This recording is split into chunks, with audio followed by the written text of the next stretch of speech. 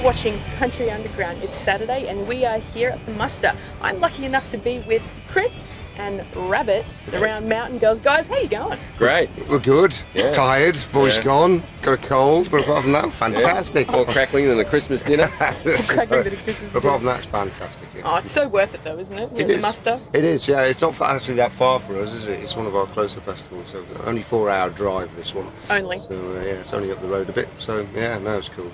And it's, just love the vibe here as well. We're just waiting for the rain, actually. I think we're going to get about 300 millimetres of rain in half an hour. Oh, really? Yeah. Only if we play, though. Oh. It poured while we were on the main stage on Thursday night. Did it come in or anything? No, just all over the audience. Yeah, the audience were they were moist, weren't they? They were. But anyway, we had a very hardy crew. We have a very what's the word I'm looking for? Hardy. Loyal Stealthy? and hardy band of fans. Yeah, Enthusiastic. Yeah. Die hard. That's right. We love them. You love them. We do love them. Yeah. All right. Well, you guys have been in the Muster a fair few times over the years. Yep. It's been a pretty good year so far, like you're saying. I mean, what's your fondest memory of the Muster so far? Ooh, that's a hard question. Fondest memory, I think, was getting out the first time we played because we were up to mud in our knees, weren't we? I think There was. I remember walking backstage at the Muster Club. We walked in there and with a couple of cases in my hand, and there was just nowhere to put them. The water was running down a hill, through the kitchen, across the stage, out through the backstage area into a creek at the back. And it smelled, didn't it? Well, in a good way. I'm not sure it was a good way. Like a milking shed. Well, a festival has a smell, doesn't it? Absolutely. Yeah, It certainly does. It's a beautiful smell. It's like farmers have cows, they love the smell of cow. Yeah. I'm used to it after a while. Embracing it. I've actually lost my sense of smell since I was last at the Muster. Really? And yeah, I know, it's weird, but that's a true story. Oh my god. Well, where are the rest of your band? I know there's like 5 of you. They don't actually like us, so they left. They bailed now. They've all got family things to do, so they're going back, and we're meeting up at a place called Toowoomba. Is that how you pronounce it? Yeah, that's it, Toowoomba. Toowoomba tomorrow, which is, I thought was on the way home, but it's actually about 200 k's out of the way apparently. So it's 4 hours there and then two hours back. All roads lead home. That's rock and roll. That's what you have to do. You just have to get in the car and do it. Fantastic. Now, I've got to ask, Rabbit, is that your real name? Yes. It's a great name. Where did you... My mother gave it to me as a nickname when I was a child, and I've spent my whole life trying to live up to it. It really suits you with your fiddle playing. That's sweet. That's fantastic. And you guys, you travel around a lot. You're a real festival kind of band. Yep. You're a band. You're entertainment. You're a bit of an act. I mean, you're getting pretty well known and stuff. We are, yes, yeah. We're still destitute though, but that's what happens to musicians, you know. It's that's just the way it goes. But yeah, we started out. I've said this before, but I think it's worth saying again. Is that we started out just to play the local pub once a month, and we were just surprised at how it went. Really, we keep pushing these little doors, and they keep opening, and we keep walking through, and then we try and push the next door open, and it seems to open. So whilst we're doing that, we seem to be enjoying it. We'll just keep on going. So, 3 original albums, 1 covers EP. 4 Blues Fest appearances. This is our 3rd Gympie, Tamworth and Poor Fairies and Woodfords, and yeah, it's great. So yes, good. Good. It is fantastic. Well, like you guys have played at like I said, at festivals like Woodford. Were you at Woodford this year? No, we haven't been back to Woodford for about 5 years, I think. Okay. I think we asked for money the second time we applied, and we've never heard from them since. Oh wow. But it was great. It's a great festival, and I've been a couple of times as a punter, as well as actually playing there. But yeah, anyway, it'll happen. Yeah. That's the same thing. Yeah, 0 to 0. 0 to 0. Yeah, that's what happens. Well, you're English, obviously. Where are you from? You're from England? I'm from Wollumbar. Wollumbar. Yeah, New South Wales. Nowhere near Toowoomba. No, but not that far. Woolloomooloo. So many. Fantastic. Okay, yeah. And so I'm from Liverpool originally, and emigrated in 2004 to the Northern Rivers, and we all sort of met, not by accident, but I met the mandolin player's mandolin case. I was doing some casual PE teaching, believe it or not, and met his mandolin case in the toilet, and said, "Whose is that? I need to meet him." So that's how we got together, and then We sort of are just lucky to meet up with a bunch of like-minded souls, I suppose, to play weird, twisted, Celtabilly, punk folk roots rock. Yeah, is that exactly jazz. what is your genre? Say Well, that that's it. Celtabilly, punk folk rock roots. Celtabilly, soul, folk, rock, funk. punk, blues. It's a little bit of classical. A little bit of. Yeah, there's a classical touch in there as well. Yeah. We, I don't know. I say it's like it's a bit like Mumford and Sons crossed with Dolly Parton delivered by Metallica. that makes sense. So good. And my guitar here goes up to 12. Not 11, 12. Are you serious? Yeah, he's got one that goes to 13. Just made a Spinal Tap reference. Only some will understand. That's so good. These amplifiers, they only go to 11. Yeah, mine goes to 12. Oh, wow. Far out. Yeah, we mightn't be the best, but we're the loudest folk band in the world. No, what? Loudest folk. Celtabilly, punk folk roots rock jazz Classical band thing. Well, in the country scene, Yeah. where do you think country music is really going in the future? Well, Changing, you know? well, it is, and I think that whoever latches onto the Celtabilly punk folk roots rock genre first will probably be way ahead of everyone else, I think. So It's all about entertainment, I think. Yes, it is. It is. Good songs and entertainment, you know. I think you need good songs, and then you need to deliver them in a way that people want to come back and watch you do it again, I think. So. Have as much fun as you can without smashing your instruments. Hence the Metallica bit. Yeah. We got hair, you know. We got fans that blow it. I mean, look at it, fabulous. Oh, you're the best freak flags I've seen all day. I need some product advice, I think, because mine just so fly away. This is great. Living in the wind. Gotta let your freak flag fly. Yeah. So, like, you guys, are you going to give us a bit of a demo here in a bit? Well, my voice is really croaky, and we've got a gig tomorrow, so we're just going to play a fiddle tune because we can. All right. Well, This isn't ours. No, Not our song. This is an old traditional from Scottish. Yeah. Can't even remember what we're playing now. Listen, Varna, I think it's Irish. Is it? Varna, Yeah. yeah, I think it's Irish. Yeah. Anyway, we'll work it out. I haven't played this for ages, so we'll see how it goes. All right. All right, if we get lost, we'll meet at the bar. Yes.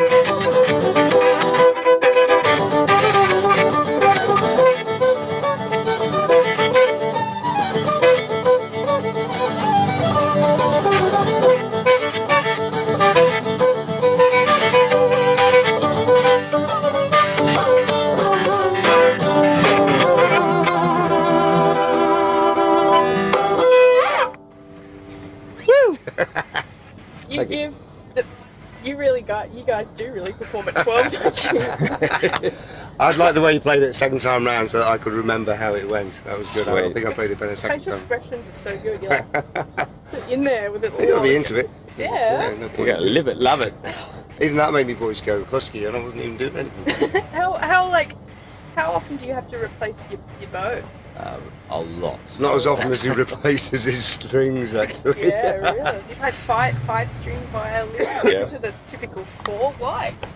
Well, it opens up a whole bunch of different keys and things, and I like the sound of it. And Jean-Luc Ponty, the French electric violinist, always used a French 5-string violin, and it fascinated me. And isn't that a viola string? It is a viola. It's like a violin and a viola on the one instrument. So it's beautiful, isn't it? I mean, look at it. It's got that beautiful fretboard. It does, yeah. The top of it, yeah. Have you had it for a long time? I have had this one for a while. I play a solid body electric on stage, but I mainly got this for rehearsals so that I could actually rehearse with 5 strings as opposed to just be on stage with 5 strings. But yeah. And it's in line with the Spinal Tap, but mine goes up to 12, he goes up to 13, and he's got 5 strings on his violin, not 4. Yeah. Take that. Yeah. 13-string guitars before you know it. That's the one. That's so good. Who does most of your songwriting in your band? That's me and Chris Brooker, the mandolin player, who's gone home. Because he doesn't like us, but he writes a good tune, and so between us. But then we take it into the practice room and throw it in, and arrangements will be changed. The drum will come up with ideas. Rob will throw a lovely fiddle line down on top of it, and it all sort of it all goes into the melting pot. And what goes in isn't what necessarily comes out. So it's just a sort of a bit of a band process once we got the original idea in. Okay. What equipment you use? I mean, you've got a Martin. Beautiful, beautiful guitars. It is they beautiful, make beautiful guitars, but big and beefy. Yes. Yeah. Do they have does this have a certain, do you find that Martins have a certain sound that you just really like? Or is it just this style of They're quite resilient actually. I jumped on this one at Tamworth, I don't know if you see it. There's a crack that goes all the way from there to there, and the whole thing just split open. So, bit of gaffer tape, 3 more shows, off we went. Yes. I was just happy that I didn't do the jumping. No, that's right, because we got a bit active on stage. It's the Metallica. Yeah, that's right. I'm up in the air with my banjo doing the big leg split, and I just landed on it. It was on its stand on a very small stage, wasn't it? Out the back of the long yards there. So I switched between this and banjo. Got a lovely Deering banjo, which is nice, American made. Very heavy though. So I think it's 10 kilos in the case and about 8 kilos on my shoulder, which is why my back is like that. Alright. Yeah. Wow. What? So that's been fun. Sorry. So I was going to say lots of instrument changes. Rob plays penny whistle as well as a bit of fiddle. Chris Brooker does some mandolin and guitar and some djembe, and so the sound changes. A bit of cello on the albums and things. Oh wow!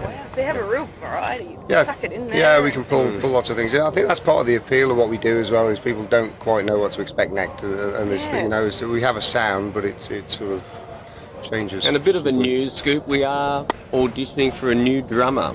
Oh yeah. And if anyone is interested in perhaps auditioning for the band, if they could contact us through Facebook, we're very interested to talk to him. Our drummer's retiring and he's still working with us at the moment, but we're on the prowl, so looking for someone. Check him out, guys. Nice and snappy. Yeah, that's snappy. That's what we want. Fantastic. What kind of amps do you guys use? Loud ones. I use JBL. Yeah, Rab's got a speaker. The rest of us just go straight in. Apart from the bass player, he's got a Mesa Boogie bass amp. But I mean, most of the festivals we don't.